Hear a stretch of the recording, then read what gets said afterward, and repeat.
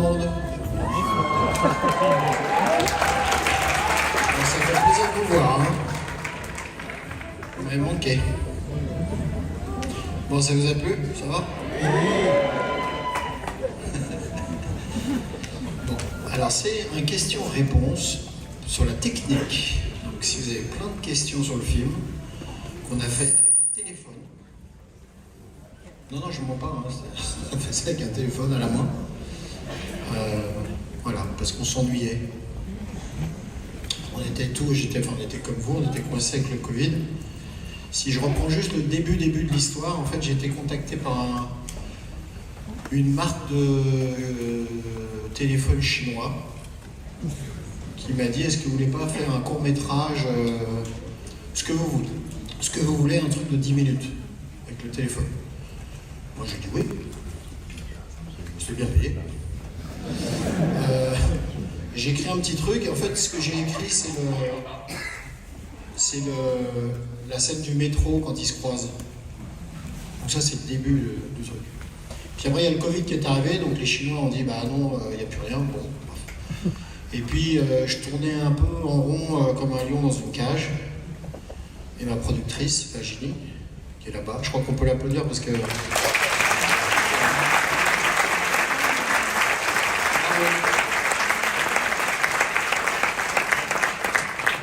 Et c'est Virginie qui m'a poussé, il dit t'as qu'à faire un film entier avec le téléphone.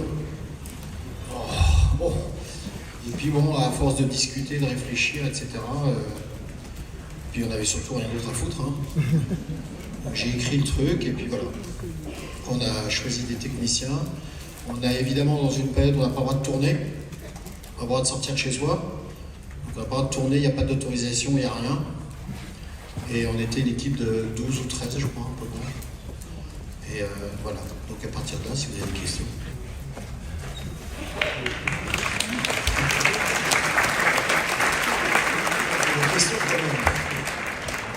Est-ce qu'il y a des questions?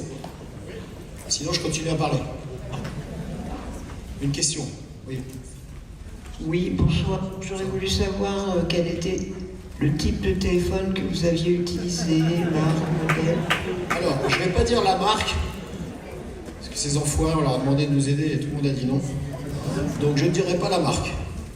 Mais c'était un téléphone du commerce, à l'époque. Donc, il y avait quand même... là, ça fait à peu près 3 ans.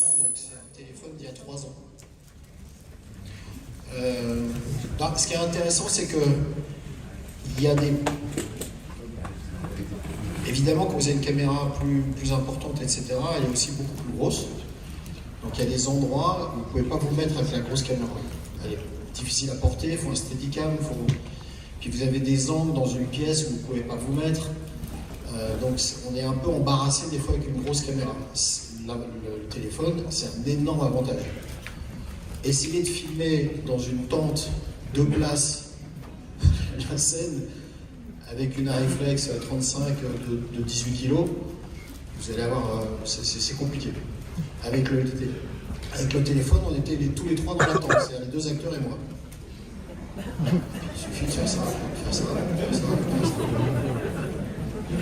Donc c'est super simple. Ce qu'on ne peut pas faire, c'est les zooms, par exemple.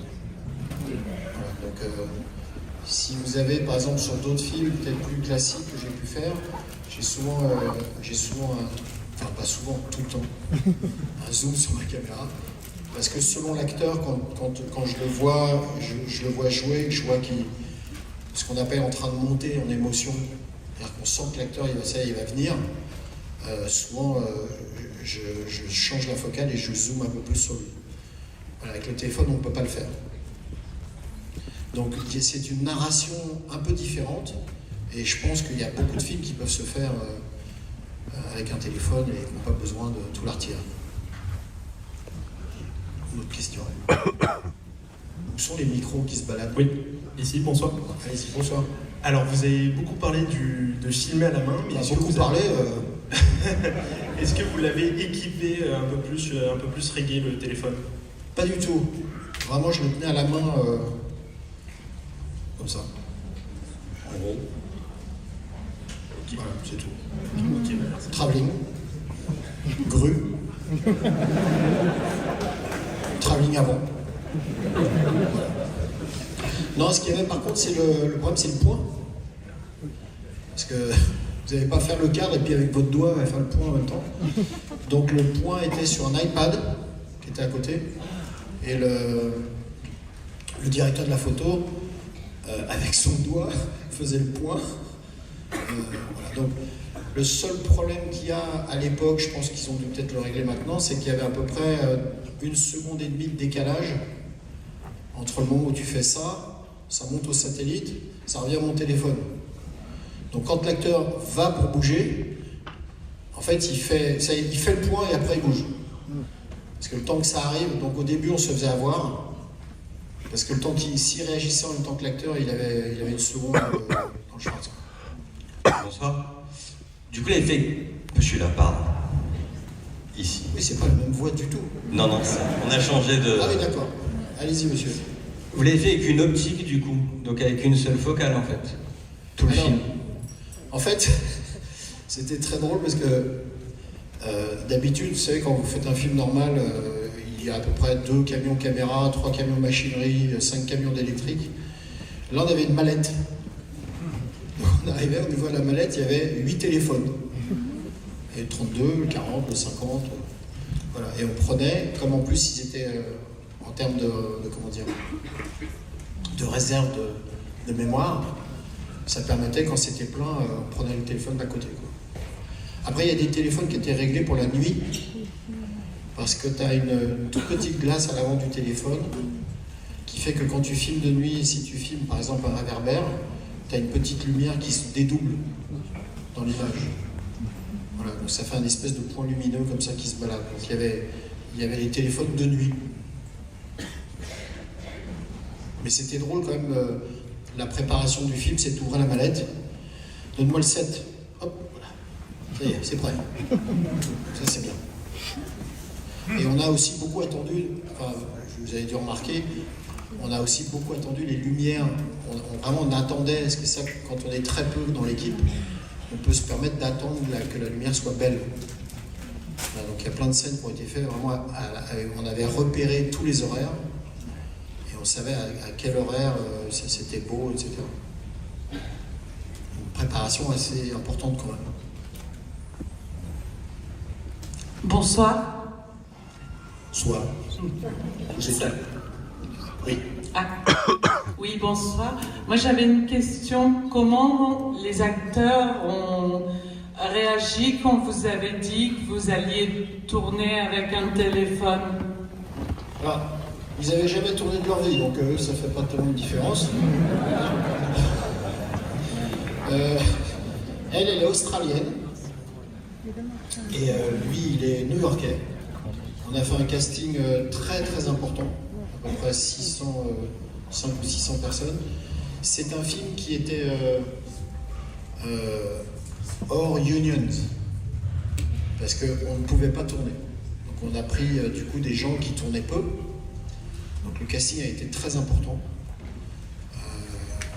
Et de toute façon, toutes les répètes, j'ai commencé à les faire avec le téléphone, donc ça n'aura pas changé beaucoup. Ils ont eu par contre beaucoup de semaines de répétition, à mon souvenir au moins 5 ou 6. Et ils étaient vraiment débutants, donc il a fallu quand même beaucoup les travailler.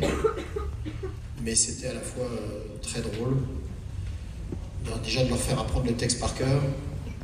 Puis quand ils le savent par cœur, je leur demande que chacun fasse l'inverse. C'est-à-dire que lui il joue June et elle joue John. Il faut qu'ils sachent le texte, je les fais accélérer. Après, je les faisais dire leur texte avec un polochon sur la tête, et il fallait qu'ils tournent comme ça. Et moi, avec un autre polochon, je les tapais. En fait, c'est simplement pour que le texte ne soit plus un problème. C'est-à-dire qu'ils ont tellement fait le texte dans toutes les positions, dans tous les sens, que quand ils vont jouer, ils n'auront jamais le problème du texte. Et c'est très important, surtout quand il y a des jeunes acteurs qui se débarrassent complètement du texte. Après, il y avait un autre exercice, j'ouvrais le script à n'importe quel endroit, je disais une phrase, et celui qui répliquait devait répliquer. Donc des fois, j'ouvrais, je disais « Ah, je vois ». Il y avait quand même quelques secondes de trou avant qu'ils se regardaient de savoir qui devait répondre. Mais ils étaient vraiment affûtés à la fin. Ils étaient vraiment très très bien, je trouve. Ils sont bien, non? Alors la petite anecdote, c'est que Luke, l'acteur principal, devait venir là ce soir. Mais il est à l'hôpital. Parce que sa femme accouche. Donc, je vous annonce qu'il y a un petit garçon. Je vous annonce qu'il y a un petit garçon qui est né aujourd'hui. Voilà. Et ça fait 3 semaines qu'il me dit, pourvu qu'il ne laisse pas le jour de la première, et ben voilà. Il fait son cinéma déjà. Une autre question. Oui, bonsoir. Oui. Déjà, merci pour cette expérience parce que j'aurais jamais deviné que ça avait été tourné avec un téléphone si j'avais pas su. Oui, c'était l'idée. Ouais, donc réussi, bravo. Non, j'avais une question concernant le passage où elle explique son vœu avec le soleil. Comment vous avez tourné cette séquence qui va du lever au coucher du soleil? Ah. Alors, on a triché.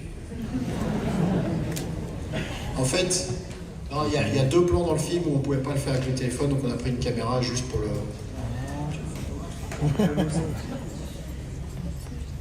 Non? Merci. Je discute avec les gens. Pas pour faire des photos. Bon. Il y a une caméra sur eux qui joue. Le chef opérateur avait mis toutes les lumières dans la pièce, c'est-à-dire du lever au coucher à l'intérieur avec des manettes où on tournait pour aller que la lumière aille d'un côté à l'autre. D'accord? Ça, c'est sur les acteurs. Les caméras étaient fixées. Après, on a enlevé le lit. On a enlevé les acteurs aussi. Et on a fait un time-lapse. C'est-à-dire qu'on a fixé la caméra pendant 8 heures. Et on a filmé le coucher du soleil le lever du soleil jusqu'au coucher. Et puis après, en termes de vitesse, on a essayé de matcher ce qu'on avait fait nous. C'est-à-dire que le time-lapse, on savait par exemple qu'il durait 5 secondes. Donc nous, quand on les a filmés, les comédiens, on mesurait que ça soit bien 5 secondes, que c'est le même temps. Voilà. Mais donc pour faire ce time-lapse, on a pris une caméra. Parce que le téléphone ne sait pas le faire.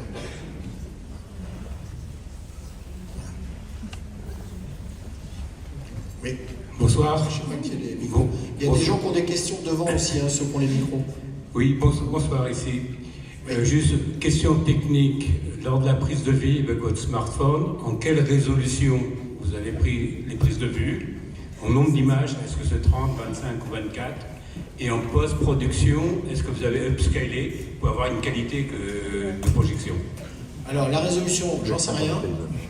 Je suis plus dans la mise en scène en fait. Et les images, c'est qu'il y a le problème 25-24. Je crois qu'ils ont trafiqué le téléphone pour que ça soit 24, pour que ça soit compatible après. Donc ça, les téléphones ont été préparés par contre, sur les choses techniques. Et le téléphone étant en 4K, non, après c'est du 4K. Par contre, l'étalonnage, vous savez ce que c'est l'étalonnage? Oui. L'étalonnage, c'est l'équilibrage des 4 couleurs essentielles, jaune, rouge, bleu, vert. On a les 4 couleurs et on équilibre sur chaque plan les 4 couleurs, la densité. Maintenant, on a des machines modernes à l'étalonnage qui permettent, par exemple, vous pouvez faire un petit cercle sur un visage. Vous pouvez remettre un tout petit peu de lumière sur le visage. Vous pouvez faire sortir le bleu des yeux, par exemple. Vous faites des petits cercles sur les yeux. Et est-ce qu'il y en a qui ont vu Dogman? Oui. On a passé une journée. Et en fait, il y a il y a Caleb qui est le grand acteur et puis qui joue petit aussi. Donc il y a un petit acteur de 11 ans et puis un acteur plus grand. Ils ont tous les yeux les yeux bleus, mais pas les mêmes. Donc on a passé quand même une journée à équilibrer les yeux des deux. Voilà, donc c'est vraiment une machine très perfectionnée qu'on n'avait pas encore il y a 10 ans. Donc l'étalonnage, je crois qu'il y a 4 ou 5 semaines d'étalonnage, presque autant de tournage, quoi. Pour bien faire sortir les couleurs, mettre des lumières sur les visages et tout ça. Oui, devant, il y a des questions devant. Hein. Moi, ouais. Oui. Bonsoir, déjà je tenais à vous féliciter, enfin, j'ai passé un très bon moment, c'était une sorte de Bonnie and Clyde des temps modernes. Merci. Et ça m'a fait penser à une citation que j'ai essayé de traduire là, de James Cameron qui dit prenez une caméra, filmez quelque chose, peu importe qu'elle soit petite, peu importe qu'elle soit kitsch, peu importe que votre ami ou votre sœur joue dedans, mettez votre nom dessus comme réalisateur, maintenant vous êtes réalisateur. Et je trouve qu'avec votre film, vous avez un peu montré qu'il ne faut pas forcément avoir d'énormes moyens pour réaliser un bon film, un bon divertissement. Donc voilà, je voulais savoir si vous étiez d'accord avec cette citation. Oui. J'aime bien James Cameron. En fait, j'ai fait 21 films. Enfin, je ne dis pas ça de façon prétentieuse, j'en ai fait 21. J'ai commencé les courts-métrages vers 17 ans.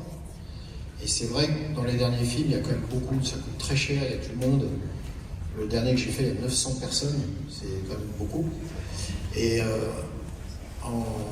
voilà, avec l'expérience, on se dit, est-ce qu'on a perdu quelque chose? Est-ce qu'on a encore la capacité d'inventer ou voilà, d'avoir des idées nouvelles, d'avoir d'un seul coup une espièglerie presque, de prendre des gens différents, des jeunes, et voilà, est-ce qu'on a encore cette capacité-là? Et le Covid, il faut bien qu'il ait des bons côtés, celui-là, et Virginie, à deux, d'un seul coup, le challenge de se dire, est-ce que je peux avoir encore 19 ans? Est-ce que je peux reprendre comme au début une caméra, des acteurs pas forcément connus? Et est-ce qu'on a encore le peps, la patate? Est-ce qu'on peut faire encore ça? Et c'est vrai qu'au début, je l'ai pris un peu comme un challenge, et je me suis éclaté. Ah ouais, vraiment. J'ai vraiment retrouvé les sensations de 19 ans avec mes 12 potes, où on faisait un truc, ça marchait pas, t'as tes potes qui disent « ouais, c'est nul, bon, tu le refais ». T'en as un qui, tu vois, là, il tourne lundi, il est pas là. Tu vois, cette espèce d'ambiance où vraiment à l'arrache complète. Donc là, c'était de l'arrache un peu luxueuse, hein, quand même. Mais j'ai retrouvé cet esprit-là. Et en fait, c'est pour ça que je veux voir, parce que je pense qu'il y a des jeunes cinéastes en herbe qui sont là. Vous ne vous rendez pas compte de la chance que vous avez aujourd'hui. Parce que, juste pour la petite anecdote, quand j'ai 17 ans que je fais mes courts-métrages, d'abord pour m'acheter 3 minutes de pellicule Super 8, il faut que je tourne 5 pelouses. Je m'achète 3 minutes qui n'ont pas de son. Je dois emprunter la caméra à mon voisin, parce qu'il n'y a pas de caméra chez moi. Je fais 3 minutes, généralement de mon petit frère ou de mon chien. Je prends cette pellicule, je la mets dans une enveloppe jaune marquée Kodak. Je l'envoie en Angleterre, elle revient 6 semaines après. D'accord? Et après, on a une toute petite machine comme ça, et on met le petit film, il n'y a pas de son toujours. Et avec la main, il faut choper le rythme pour regarder ces 3 minutes, pour pas que le mec marche comme ça. Et donc on est là, on prend le rythme avec la main, on mouline, voilà, et on regarde les 3 minutes. Après, il faut la rembobiner pour la revoir encore. Et puis après, si tu veux mettre de la musique, tu fais ça, tu mets le saphir sur le disque, avec la musique qui démarre, tu reviens, et tu regardes ton film en musique. Voilà. Aujourd'hui, avec le téléphone, même si vous n'avez pas d'ordinateur, vous avez quand même un copain qui a un ordinateur, hein, vous ne vivez pas sous l'eau, et vous avez à votre disposition le plus gros réseau du monde de diffusion, qui s'appelle YouTube. Vous n'avez rien à demander à personne. Vous avez votre téléphone, votre truc. Tout le monde aujourd'hui, à 17 ans ou à 15 ans, est capable de faire un long métrage et le foutre sur YouTube. Donc, tous ceux que je vois souvent qui disent « ouais, je cherche un producteur, il faut que j'aille à Cannes, ouais, parce que tu comprends », sincèrement, c'est de la merde. Ouais, je vous le dis. La seule chose qui fait la différence, c'est qu'est-ce que vous avez à dire. C'est la seule chose. Raconter une histoire qui est la vôtre, qui vous touche. Si ça vous touche, il y a des chances que ça en touche d'autres. Et puis si c'est différent, et puis si c'est un peu anachronique, c'est pas très grave. Sur YouTube, c'est gratuit. Et il y aura toujours des gars qui vont vous faire des likes et qui vont dire « Ouais, j'ai vu ton film, c'est super. » Il n'y a pas la voix sur YouTube. Donc, en fait, le message que j'aimerais donner, puisque moi, je vais bientôt finir, peut-être en faire un ou deux, mais après, bon, fatigué, moi.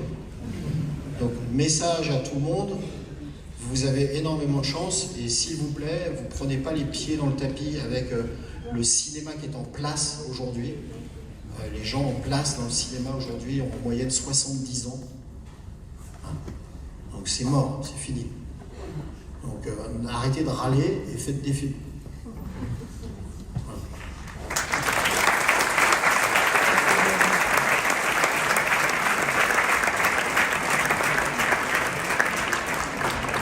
Quel âge tu as? Ouais.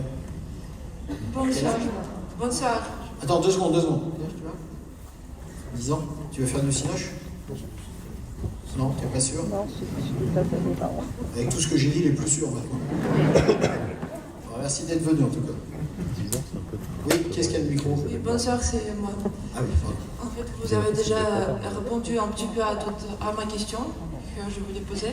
En fait, je voulais savoir, à votre avis, pour faire des films, des grands films comme ça, on peut utiliser que des portables sans utiliser les caméras professionnelles et la lumière?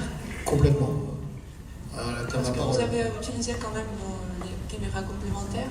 Non, il y a 2 jours, on a pris une caméra pendant 2 jours qu'on a loué. Alors ça va. Mais c'est parce qu'il y avait un time-lapse. Et le 2e jour, je ne sais plus ce que c'est. Le ralenti. Ah oui, pour la fin. Ouais. Parce qu'il y a le ralenti, il n'est pas très très fort sur le téléphone. Donc la voiture à la fin. C'était ça la question, parce que les portables, ils ne sont pas encore... on ne peut pas faire avec les portables des films aujourd'hui, ou aussi on peut quand même. Mais j'ai fait tout le film avec le portable. Mais ça en aide, Non mais il y a 680 plans, j'ai fait 2 plans avec une caméra, tu vois, faites ton ratio. La lumière, est-ce que vous avez utilisé la lumière? Alors la lumière, on avait ce qu'on appelle des boons, tu vois, c'est des carrés blancs comme ça. Et tu réfléchis la lumière du soleil et tu te mets dedans. Il y avait un électro, je crois.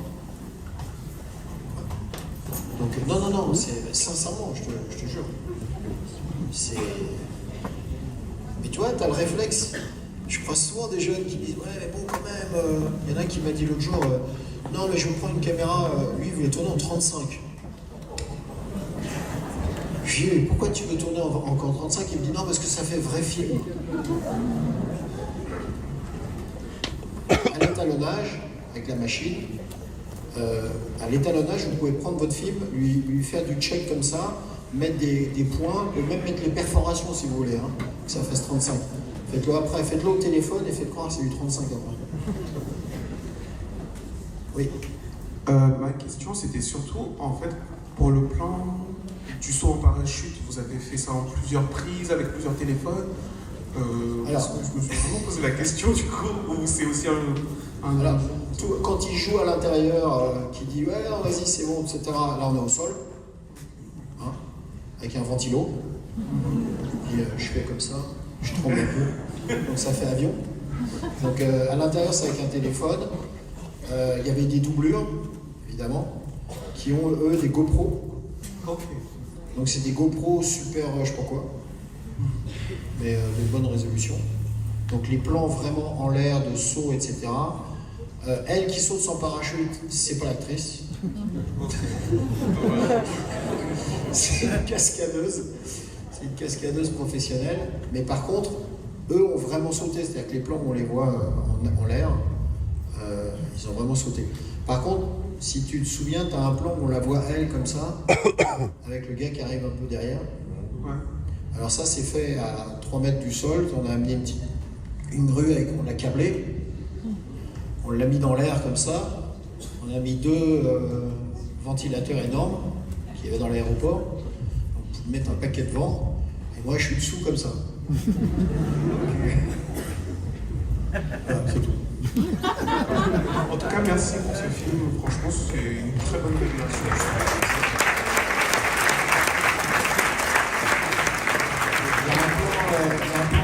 est rigolo à faire, une fois qu'ils sont sortis de la tente, quand ils vont à la maison, il y a la piscine, il y a un plan de grue qui est incroyable, qui descend comme ça, vous voyez, ce plan. Donc ça se fait au drone. Et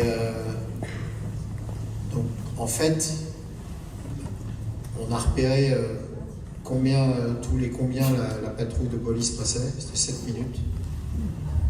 Donc on était comme ça, les acteurs étaient là-bas, on attendait que la patrouille passe, on ouvrait le coffre, on prenait le drone, vas-y monte, action. Top dans la voiture, boum, fermé. Voilà, c'est un plan, si vous voulez le faire vraiment avec la grue à Los Angeles, ça vous coûte $400 000. Hein. Oui. Bonjour. Je crois qu'il avait encore un bout de question. Alors, est-ce qu'une partie du film a été faite un peu en clandestinité? Non, tout le film.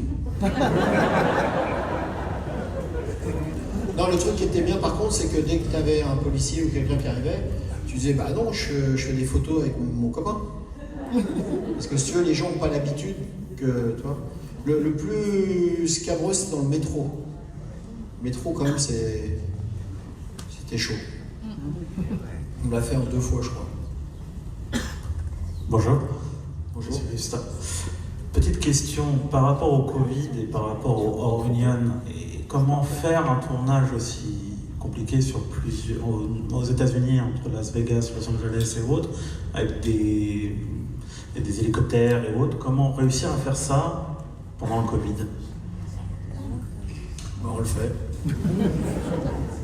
Ok. Bravo.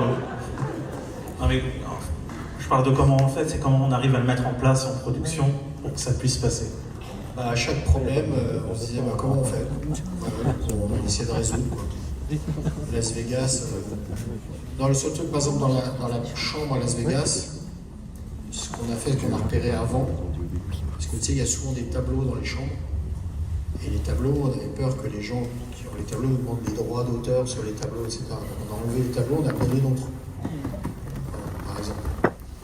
Et après, Las Vegas, bon, on partait en bagnole, hein, on avait 3-4 voitures, on était 4 par bagnole. Comme le matériel, c'est juste une valise. Hein. Et pour les hélicos? Bah, l'hélico, bah, on a pris un hélico. Okay. Voilà. C'est, je crois, la dépense la plus chère. Mais il n'y a pas de trucage, par contre, c'est le vrai... Ouais, c'est le vrai hélico, c'est un vrai passage.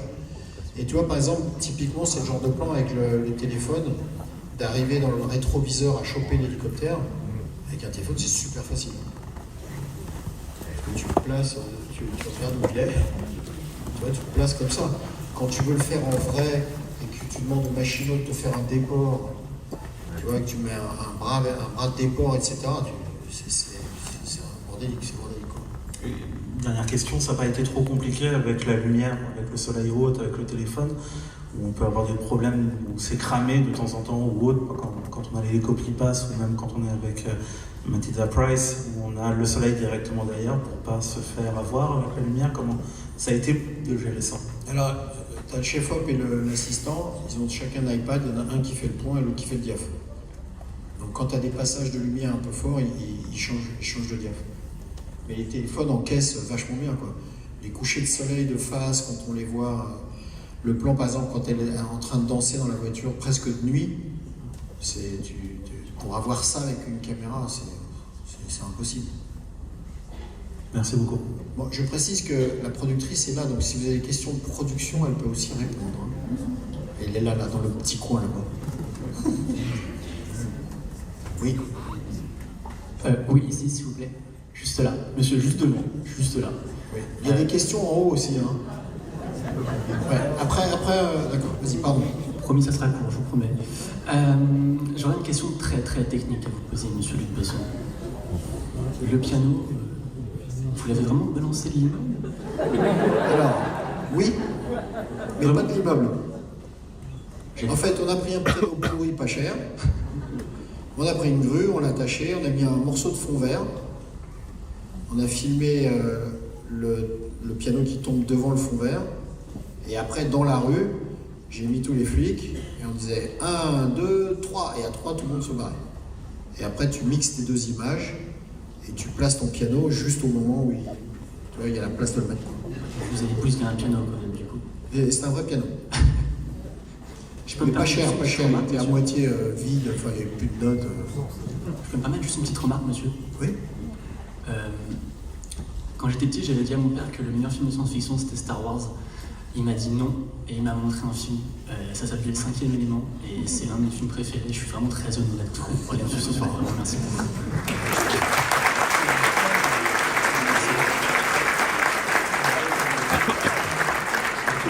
Quand tu parles de ça, je vais te donner une anecdote à moi. Moi, Star Wars, je l'ai vu ici. Et quand le film démarre, ça fait... Et tout le monde a tourné la tête. Et on a entendu le vaisseau qui partait de là-bas et qui est venu comme ça et qui est arrivé sur l'écran. Et je me dis, mais comment ils ont fait rentrer le vaisseau par derrière? Une question là-haut. Si tu parles fort, je t'entends. Quoi? Combien ça a coûté? Combien ça a coûté? Combien ça a coûté? Madame la productrice. C'est pas intéressant, elle dit. Autre question. Qu'est-ce qu'il y a le micro? Ici, là. Oui. En fait, j'aimerais savoir pour certaines scènes, mais... Comment? Vas-y, il a dit combien ça a coûté. Ah, il y en a une autre.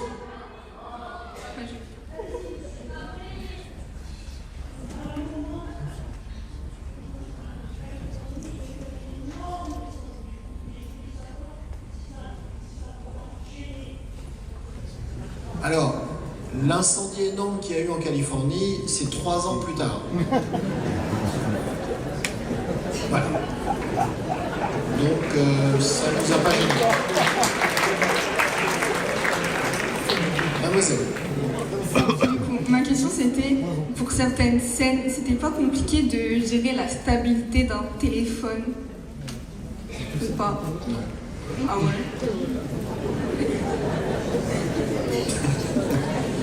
Non, mais c'est... Non. Est-ce que, sans entraînement, sans rien, est-ce que tu y arrives? Déjà, oui, un peu. Mais après, il suffit que tu t'entraînes un peu. Si par exemple, tu veux faire un film ou un court-métrage avec tes amis, etc., tu prends le téléphone, tu t'entraînes. Voilà. Tu suis la personne à la main comme ça, tu fais descendre dans la poche, tu remontes, tu le fais de face, tu la fais suivre comme ça, tu suis de dos, tu t'entraînes. Et puis après, je pense qu'au bout de quelques heures, tu auras chopé le truc, tu vois.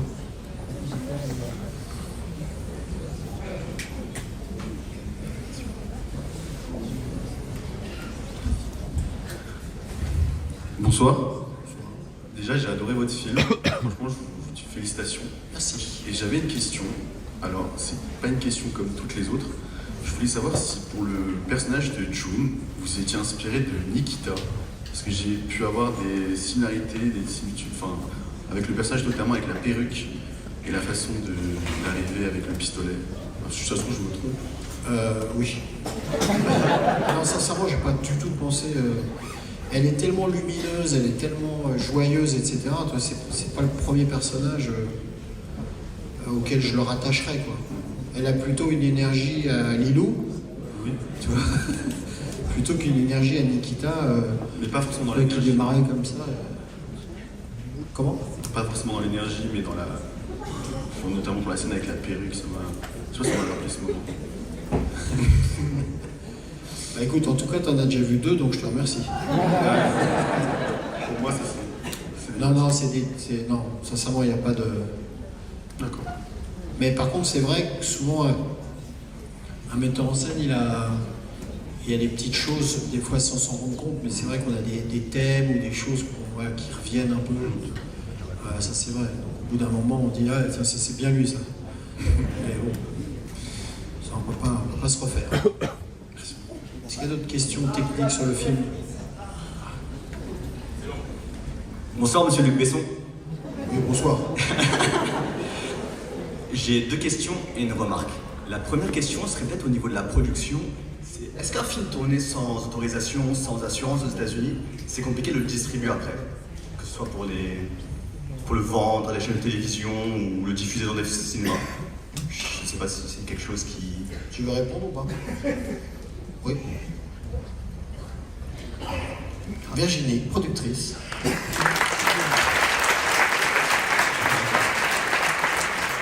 Le film, en fait, on a fait ce qui nous a simplifié et pouvoir réduire le budget, c'était bien évidemment l'aspect technique. Mais ensuite, pour tout ce qui était clearance, comme Luc le disait, quand on a des tableaux, des œuvres d'art où on doit payer des droits de musique, etc., bien évidemment qu'on a fait tout ça. Donc le film a coûté de l'argent, il n'était pas gratuit. Mais on a réduit tous les coûts. C'était pas vraiment la question. Donc c'était quoi? Parce que c'est ça, juridiquement, si tu veux vendre un film aux États-Unis ou à des chaînes, c'est les questions de droit. Donc c'est principalement ça, tu as des contrats pour tes acteurs pour montrer que tu as ta chaîne de droit, le contrat de ton réalisateur, de ton auteur, c'est ça qui fait la chaîne. Moi, je vais donner un exemple concret. J'ai tourné un court-métrage récemment avec une enfant, sans autorisation. Est-ce que ça peut être un problème plus tard? Oui, je te le confirme. On ne fait pas tourner des enfants comme ça, donc c'est là qu'il faut un producteur en fait. Ok. Et j'avais une deuxième question. Surtout un enfant, hein, t'es malade. Je sais. La remarque. Non, d'abord c'est la question, après c'est la remarque. Ah d'accord, il y a deux, vas-y. Comment finit le film? J'ai envie de savoir qu'est-ce qui se passe après le générique. Soyez honnête. J'imagine. Ouais, je pense que c'est mieux que t'imagines. Pour moi, il meurt. Mais... Et c'est drôle parce que, en fait, il y en a qui ont vu le Grand Bleu ici ou pas? On me posait la même question, Grand Bleu. Il se passe quoi après? C'est ma curiosité. Mais en parlant du Grand Bleu, ça concerne ma remarque. Je passe beaucoup de temps au Grand Rex. C'est mon cinéma favori. Pour moi, c'est le plus beau au monde. Oui. Et c'est en partie grâce à vous, je pense. Grâce au grand écran. Et non, je pense que j'ai vraiment envie de vous remercier parce que je passe vraiment mes journées ici et c'est grâce à vous. Merci. C'est gentil. Merci beaucoup.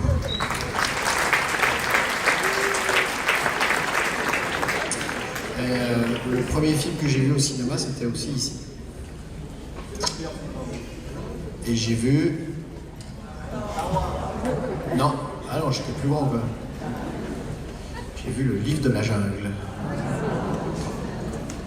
Je suis rentré chez moi, j'ai pleuré 3 jours, je dormais par terre, je voulais être élevé par une panthère et un ours, mais bon.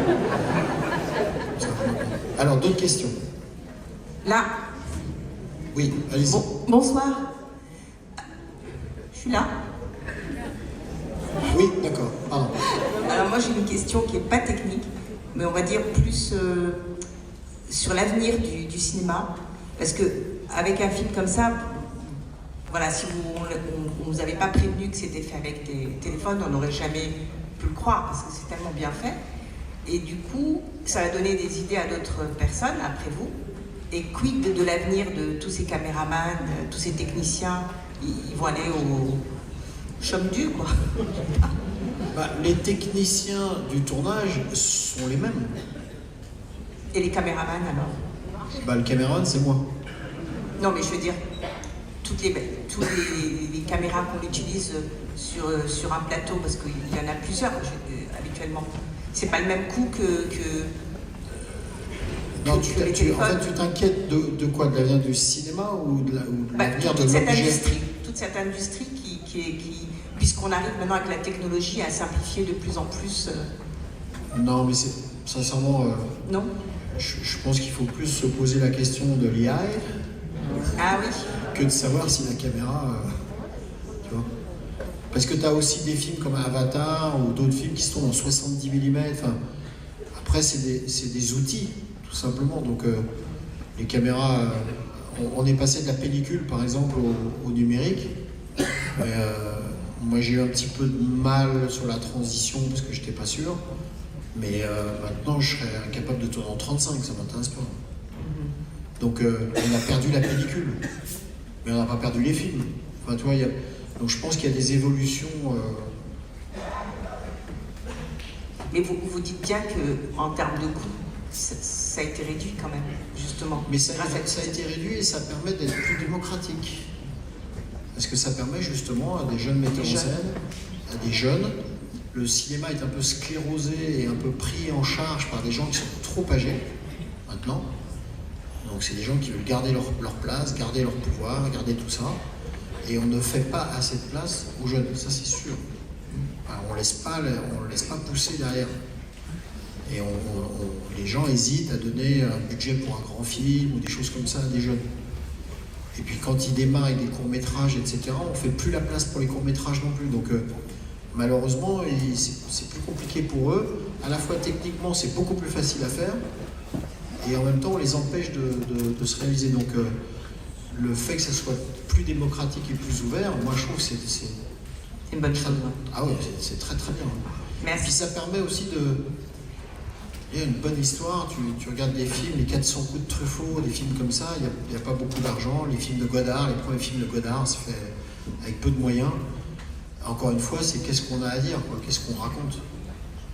Donc c'est bien que ça ne soit plus qu'une question de moyens. Il y a aujourd'hui des très très gros films, des Marvel à 300 millions, 350 millions. Je m'emmerde au bout de 12 minutes. Personnellement. Bonsoir. Oui. Juste en face de vous. Déjà, je voulais vous remercier pour votre message pour la jeunesse. Je viens de sortir d'école de cinéma pour faire de l'écriture et de la réalisation. Donc, merci beaucoup. Cool. Et donc, j'avais deux questions. La première, du coup, vous qui avez l'habitude de tourner avec de grands moyens, on va dire, est-ce qu'au niveau de la prépa, ça a été, vous avez vu de manière différente, peut-être des contraintes au fait de tourner au téléphone? Non, pas du tout. Non, la prépa, en fait, ça dépend pas de si tu as un téléphone ou une caméra, ça dépend de la nature même de ton script. C'est qu'est-ce que tu as. Tu as un film où il y a 5 époques différentes dans ton film, ça va être plus compliqué, c'est sûr. Là, c'est contemporain, ça se passe aujourd'hui, il y a plein de. Le film était plus facile à faire, disons, dans son écriture. Et la deuxième, du coup, pourquoi ne pas le sortir au cinéma et du coup juste sur Ciné Plus OCS? Au cinéma, d'abord au début on ne sait pas trop comment le sortir, etc. Et il y a une réticence du cinéma en place pour... c'est un peu compliqué. Je pense que les gens du cinéma aiment bien quand j'arrive avec un gros truc. Donc le fait que j'arrive avec un petit film, ça ne les intéresse pas. Merci beaucoup.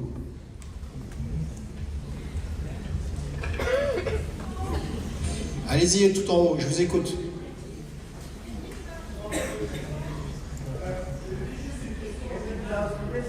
Attendez, il y a un monsieur qui est au premier balcon. Vas-y, qu'est-ce qui... Ah, pardon.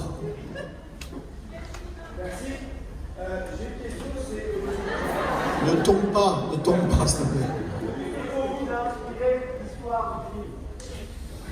Qu'est-ce qui m'a inspiré l'histoire du film?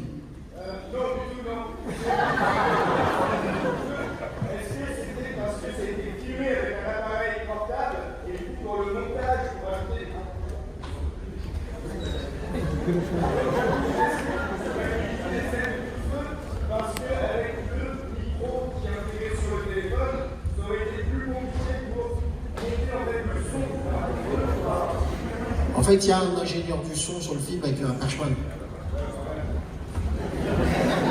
On n'a pas pris le son du téléphone. Ouais. Bonsoir. Je vous écoute.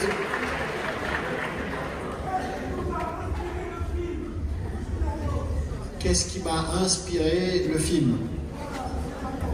En fait, c'est un peu ce que j'avais dit au début. Au début, j'ai écrit un petit court-métrage.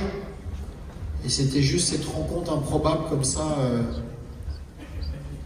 De deux personnes qui se croisent, chacun dans un wagon, chacun d'un côté, avec la fille qui sourit et qui lui dit « appelle-moi ».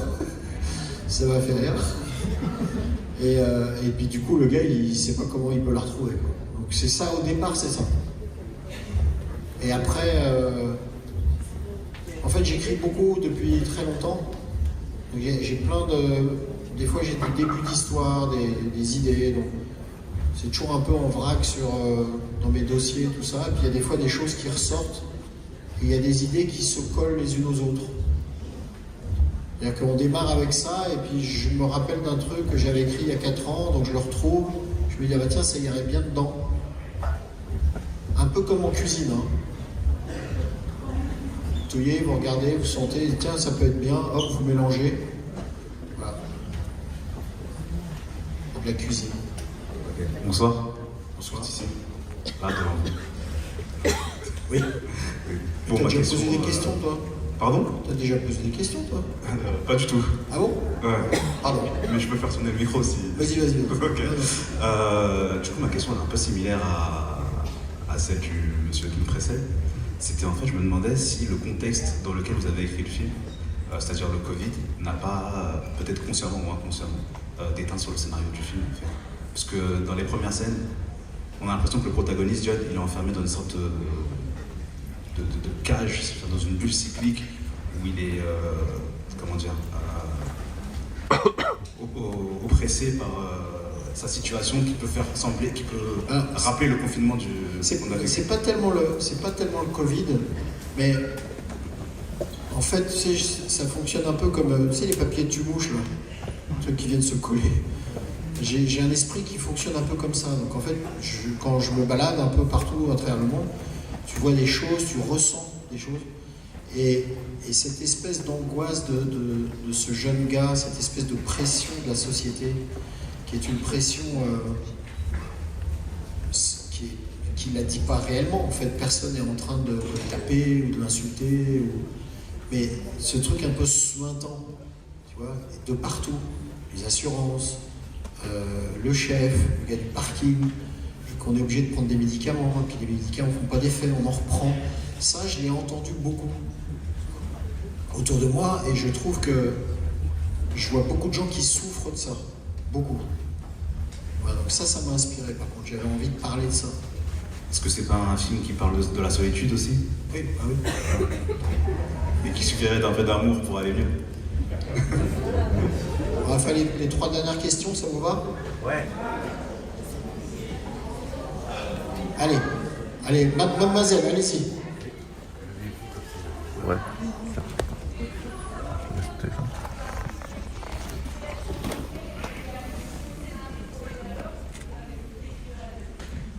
Alors, les premiers scénarios que j'ai commencé à écrire, c'était vers 16 ans.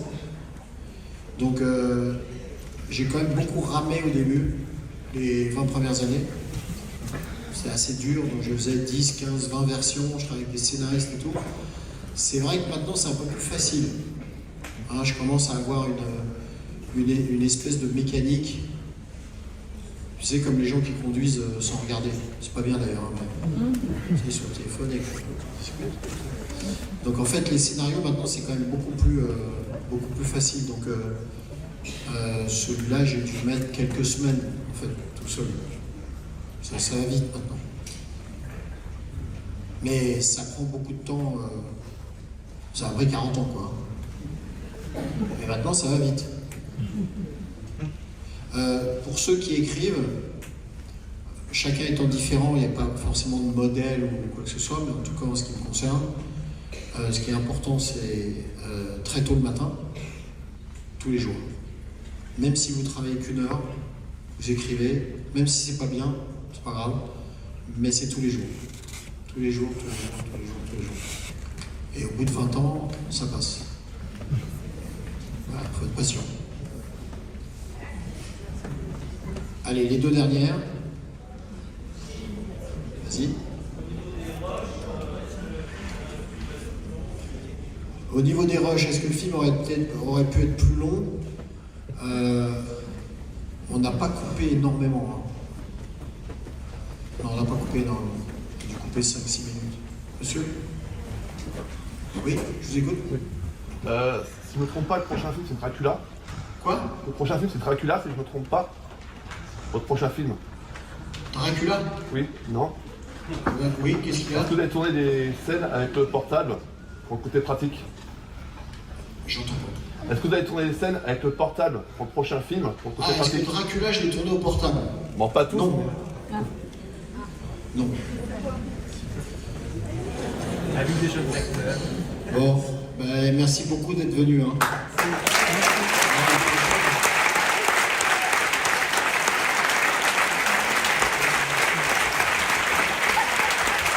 Merci.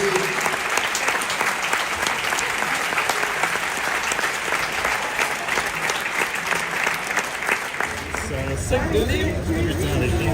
Génial. J'ai même pas un stylo quelque part. Il a un Sharpie.